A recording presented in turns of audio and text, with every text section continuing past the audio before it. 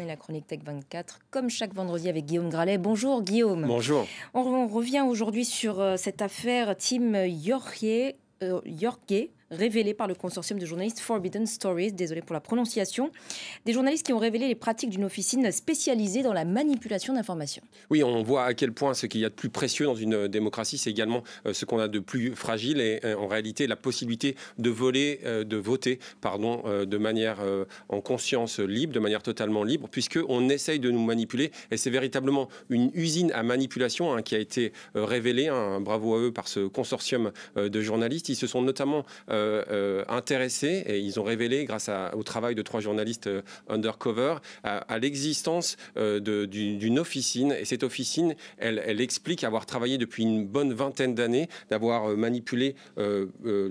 voulu manipuler 33 campagnes présidentielles, donc 27 avec succès, et d'avoir surtout eu des liens avec le Forum économique mondial ou encore Cambridge Analytica. Cambridge Analytica, ça nous rappelle quand même plutôt de mauvais souvenirs, puisque c'était cette entreprise qui travaillait avec Facebook, qui en observant tout simplement une centaine de nos clics, arrivait à connaître notre profil politique, arrivait même à nous influencer. Il y a eu un impact sur les élections présidentielles américaines, l'élection de Donald Trump. Il y a eu un impact également sur le Brexit. Et on avait vu Christopher Wylie, qui est l'ancien directeur technique de cette entreprise, se transformer en lanceur d'alerte, présenter des excuses, révéler la possibilité de manipulation qui peut exister avec les technologies.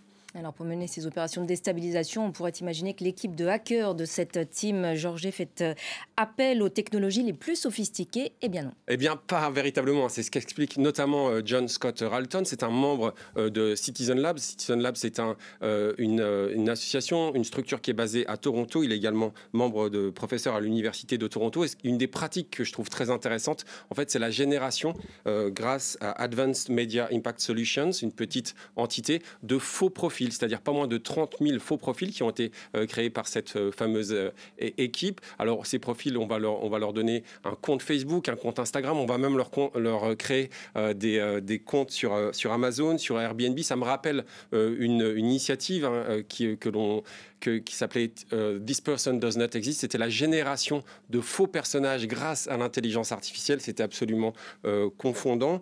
Ici, en réalité, on va créer donc ces faux réseaux sociaux et ça leur donne quasiment une existence. C'est assez facile. Il faut s'intéresser à savoir comment est créée une page pour créer ces réseaux sociaux. Alors, il y a bien sûr quelques parades, notamment la création de barrières que mettent en place Instagram ou Facebook pour pas qu'il y ait trop de création d'un compte à partir d'une seule adresse IP.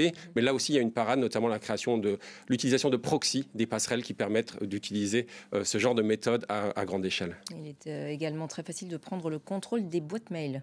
Oui, alors il pourrait être étonnant ou surprenant, en tout cas, de prendre le contrôle, de pirater le Gmail d'un ministre au Mozambique ou le compte Telegram d'un officiel kényan. En réalité, c'est très facile. C'est ce qu'explique encore une fois Citizen Labs.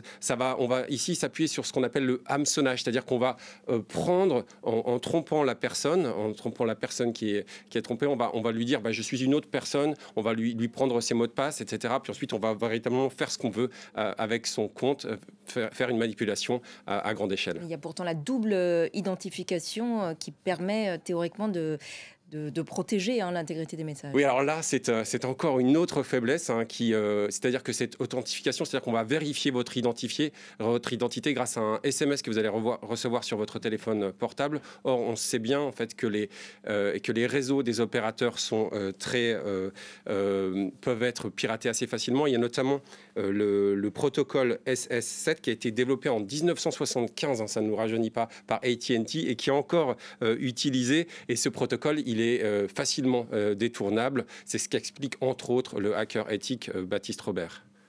Et on observe la montée en puissance de l'intelligence artificielle dans ce genre de manipulation, Guillaume. Oui, Ashren, on en a pas mal parlé ces dernières semaines de ChatGPT notamment.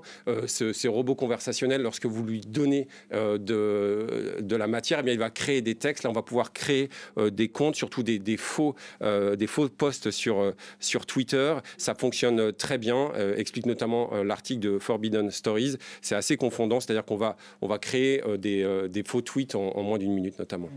On voit quand même des initiatives, Guillaume, qui émergent pour permettre aux cibles de mieux se protéger.